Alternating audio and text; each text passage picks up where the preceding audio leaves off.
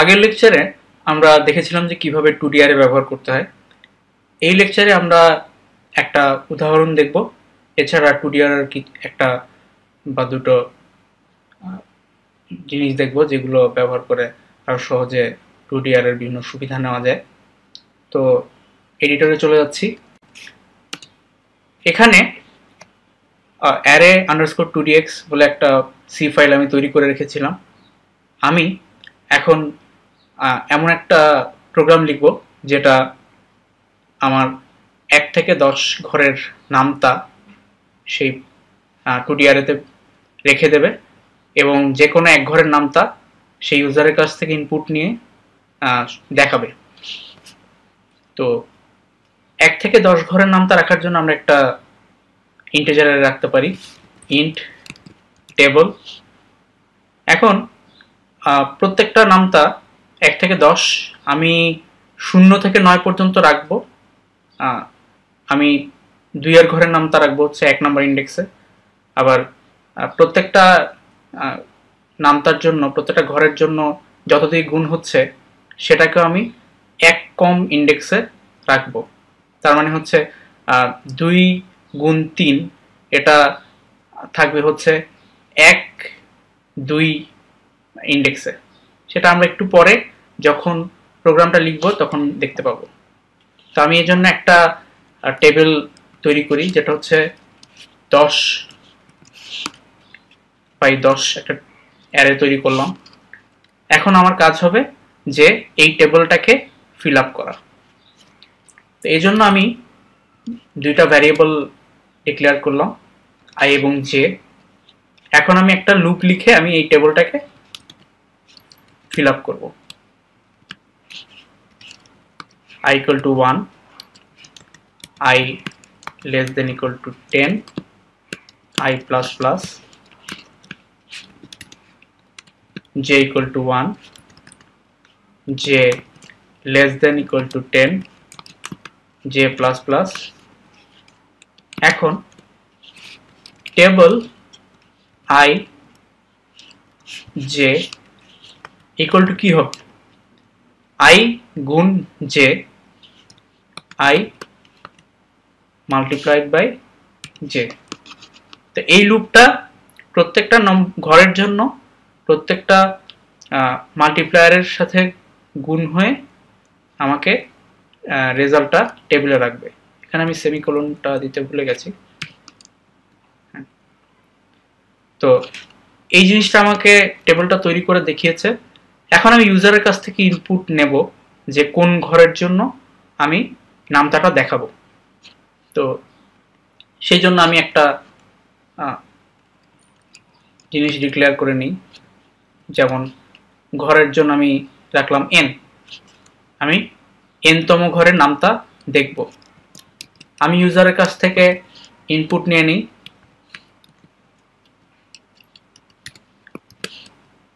n।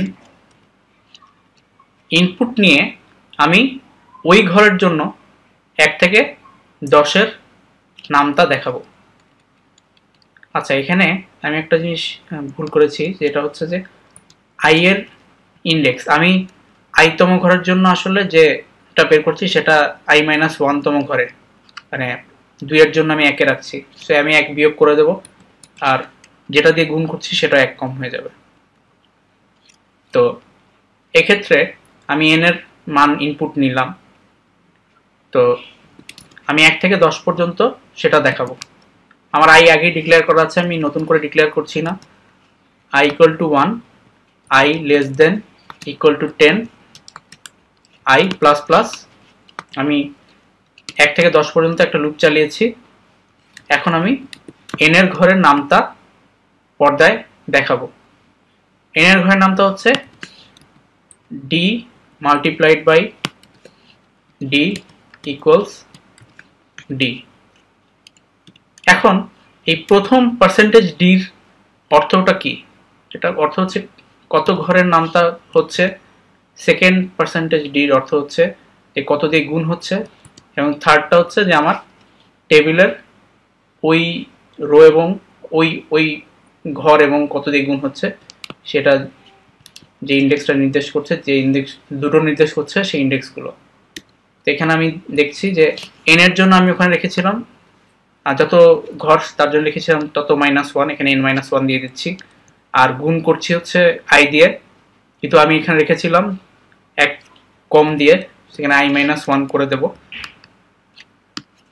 এভাবে আমি প্রোগ্রামটা শেষ করে দিলাম। এখন আমি এটাকে একটু চালিয়ে দেখব। আমার কাছ থেকে ইনপুট চাইছে যে আমি কত ঘরের নামটা দেখাবো।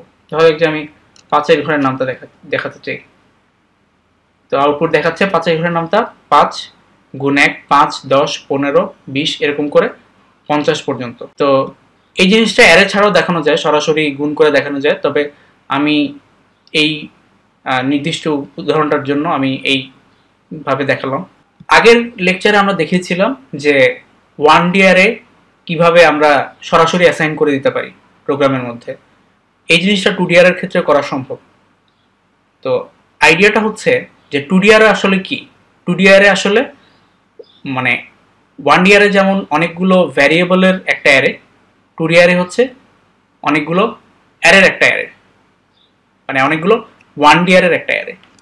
তো আমি জিনিসটা এভাবে দেখিয়ে দিলে একটু পরিষ্কার হবে। আমি এখানে যা যা আছে সবগুলো মুছে দিচ্ছি।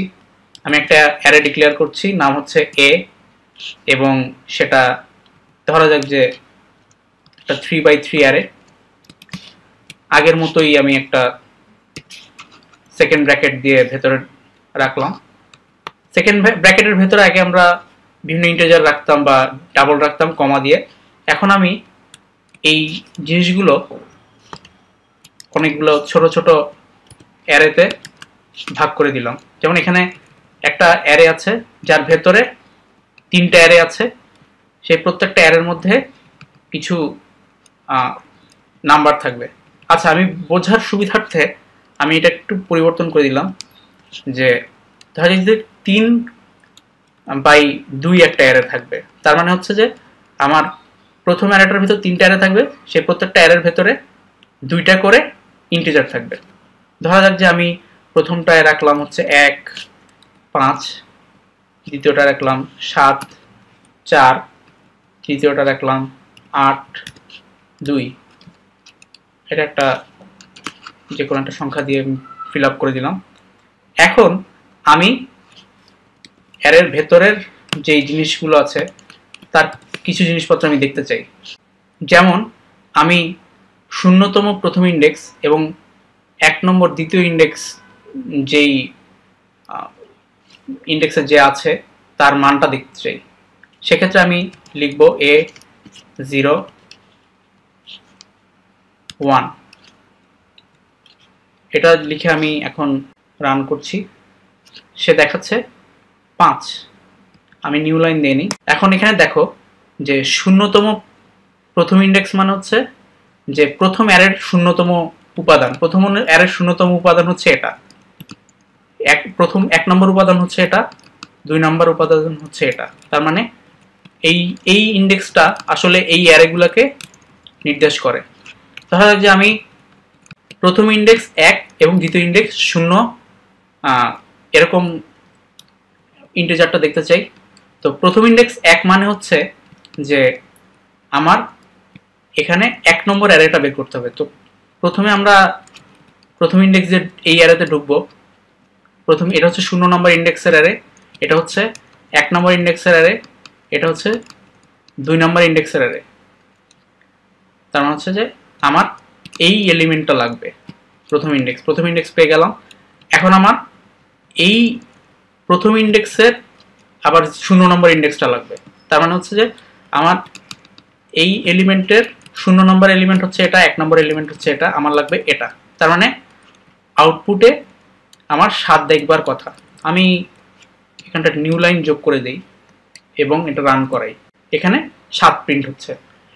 আরেকটা এক্সারসাইজ করি। যেমন আমার ধরা যাক যে 2 নম্বর ইন্ডেক্সের 1 নম্বর এলিমেন্টটা আমরা দেখাতে চাই।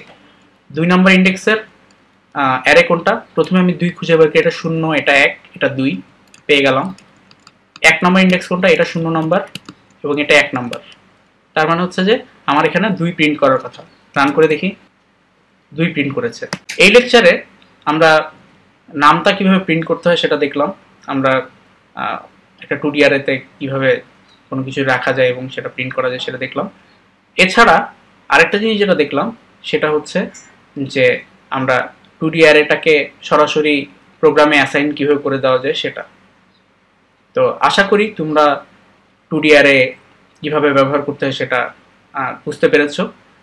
তো আমার একটা পরামর্শ থাকবে যে বিশেষ করে অ্যারের যে লেকচারগুলো আছে তোমরা যেগুলো দেখেছো, যে তোমরা যখন একটা ভিডিও দেখবে তখন আমি যখন কোনো কিছু একটা করাবো তোমরা ভিডিওটাকে পজ করে সেই জিনিসটা তোমাদের এডিটরে করে সাথে সাথে মিলিয়ে দেখার চেষ্টা করবে। এটা শুধু অ্যারের না, যে কোনো লেকচারের জন্য।